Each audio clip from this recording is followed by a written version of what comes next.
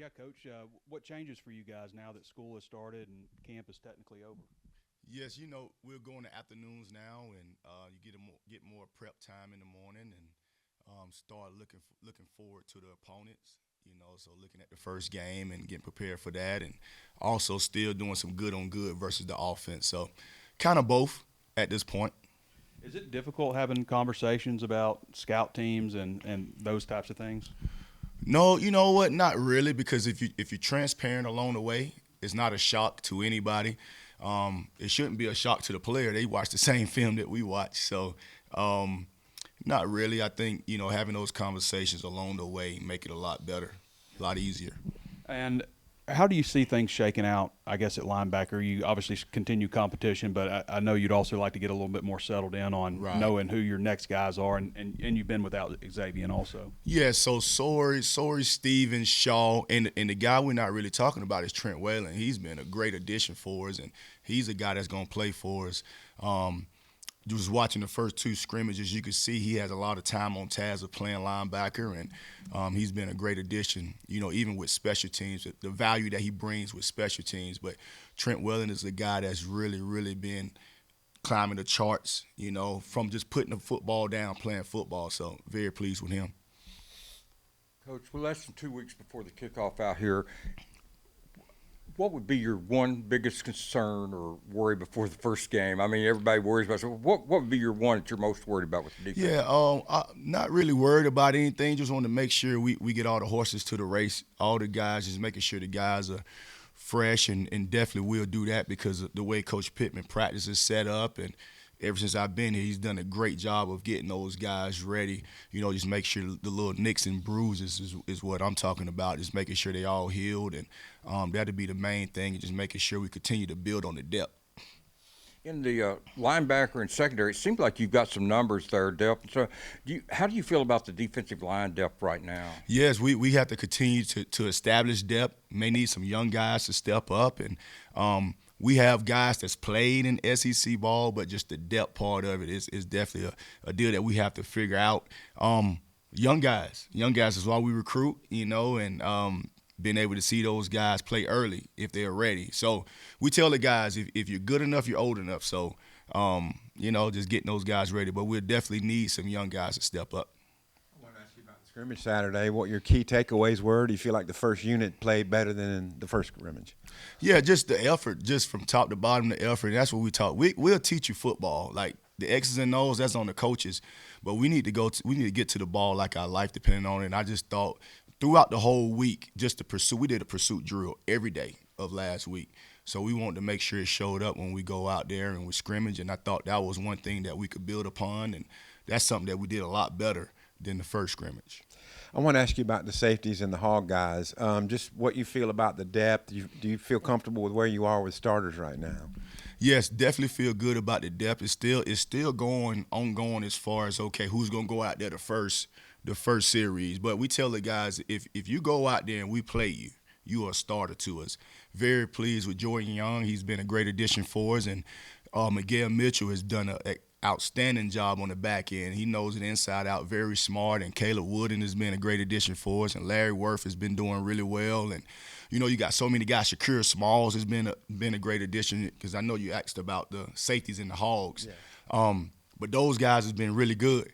So we have that depth. And just like the last scrimmage, in 12 personnel, we personnel match. You may see 3 linebackers and not a hog. You may see a hog out there. You just never know, depending on the personnel that we face. But very pleased with all of those guys. And on Shakir's progress since he wasn't here in spring, what have you made of him specifically? You know what? A guy that could pick up the system. A guy that's very physical. He's quiet, but when he's out on the football field, you could feel his presence.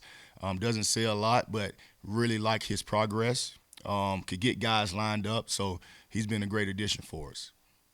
Coach, got a couple turnovers questions for you. We talked to Sam about it on Saturday, and while he said the first team defense might not be creating any turnovers in the scrimmages, like he puts that more toward the offense taking care of the ball. Is there any concern that you guys maybe haven't generated some first team turnovers in the past 2 scrimmages? Not really. To be honest with you, it's a few things. Like we like the quarterback to keep going so the offense can go through their progressions and the defensive backs can cover. It's some things that sacks and different things wasn't called. So it's a lot of different things that we could look at. We want to stay away from the quarterback. That's smart. That'd be dumb to even get close to the quarterback. But we still have to be able to separate guys from the ball and get turnovers. So we continue to work those drills and but a lot of times in scrimmages you can't really tell because of the way it's laid out. But we have to get the ball back to our offense so our offense could be able to go down and score. And are you following up on that outside of the scrimmages? Are you seeing anything in practice that's encouraging you, Coach Pittman, from that standpoint that you guys think you'll be able to generate more turnovers this fall? Yeah, just being able to get them in practice when the opportunities are there. I just tell the guys, don't back down the ball. Let's intercept the ball. Like, it's not a PBU when the ball hits you in the hands. That should be an interception. So just being able to do that. But, man, very pleased with the guys. The guys on the back end is doing a great job, and we're trying to script the ball out, doing different things like that. So the progress is going well. Coach, you mentioned Trent Whalen earlier. Kind of what specifically does he bring to the table, at that linebacker spot that's made him so impressive? You know what? He's a guy that has a lot of experience, very smart, can diagnose, has a good change of direction in the core. We put him out at the penny hog. We call our hog the penny when we get in our 4-3 stuff. And he hasn't had a lot of reps there, but he's out there. He knows what he's doing. He asks a lot of good questions in the meetings, and just very pleased with him. And doesn't say a lot, knows his role. When he goes out there, he plays some football, so really like him. And I think we know about, Cam Ball and Ian Jaffrard and Danny Siley, but with Oki going down, I mean, you mentioned the young guys. Who specifically are you looking at to, like, hey, we need you to step up with, who knows how long Oki's going to be out?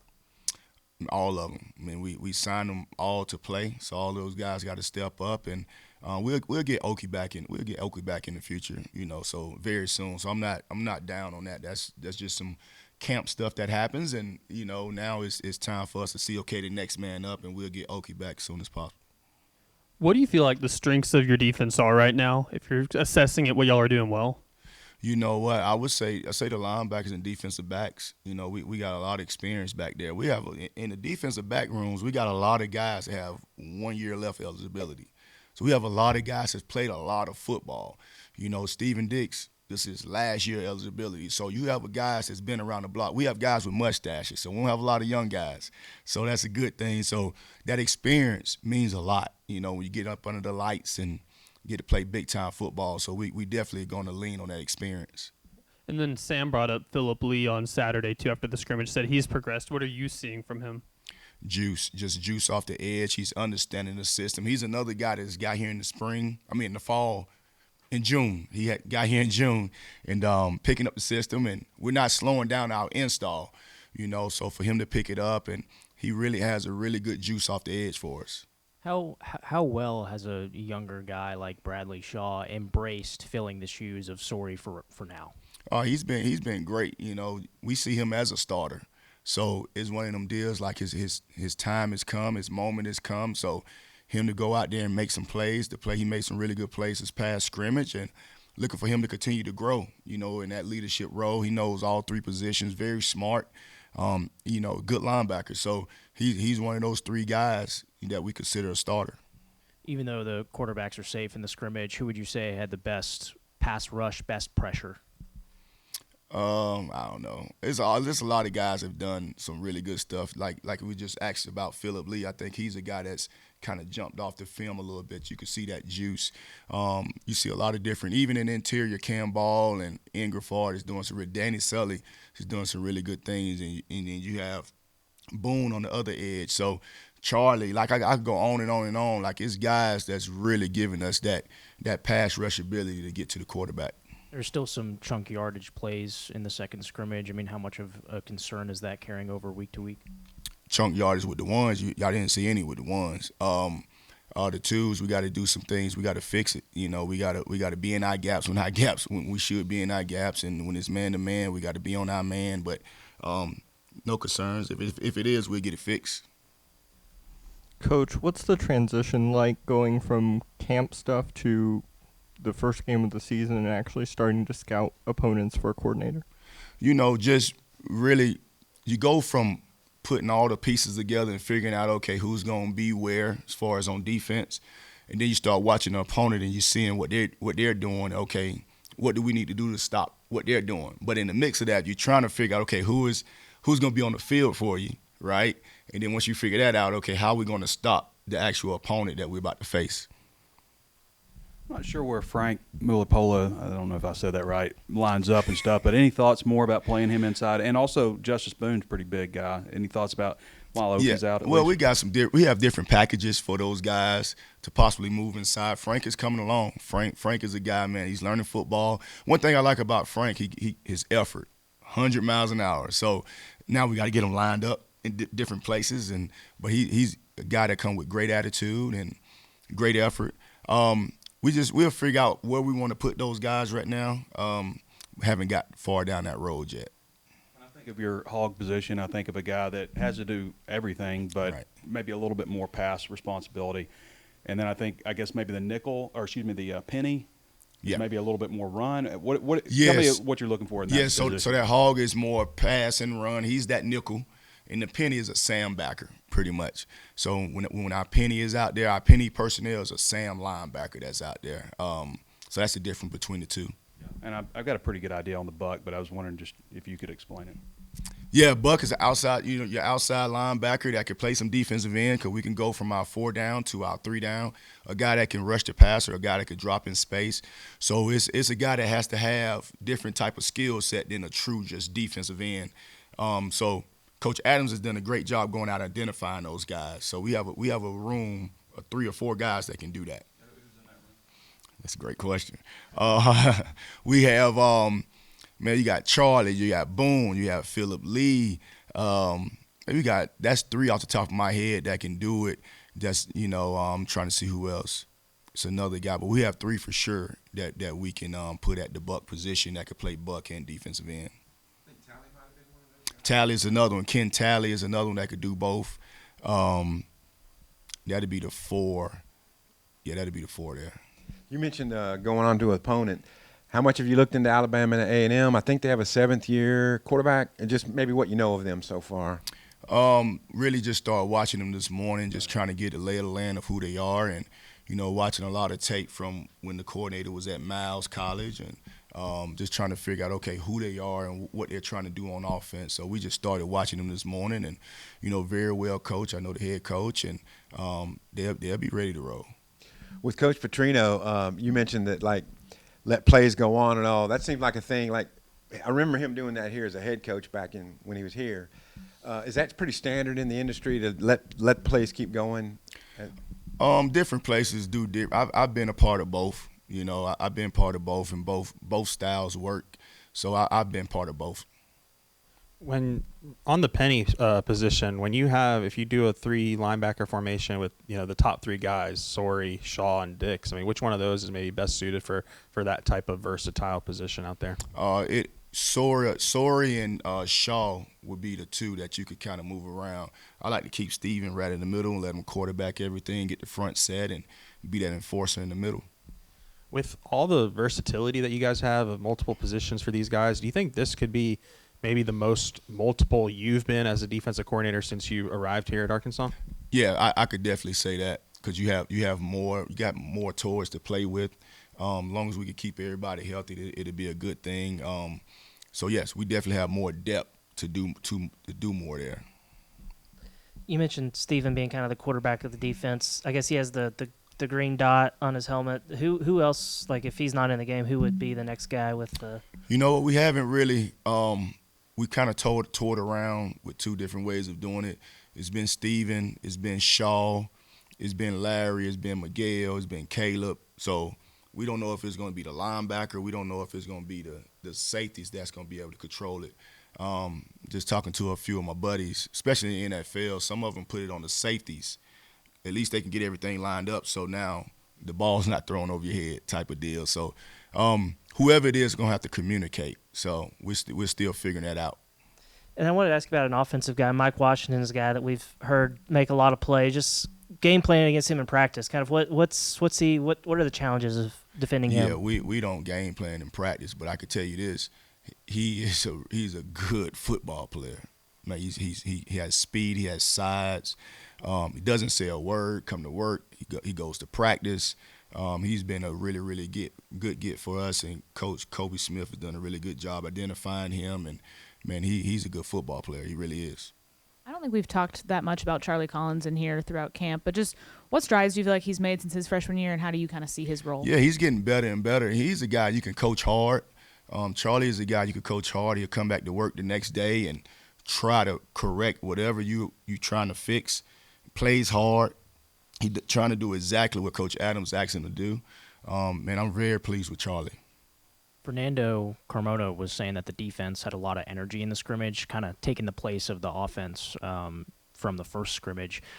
How do you see that build up throughout the week?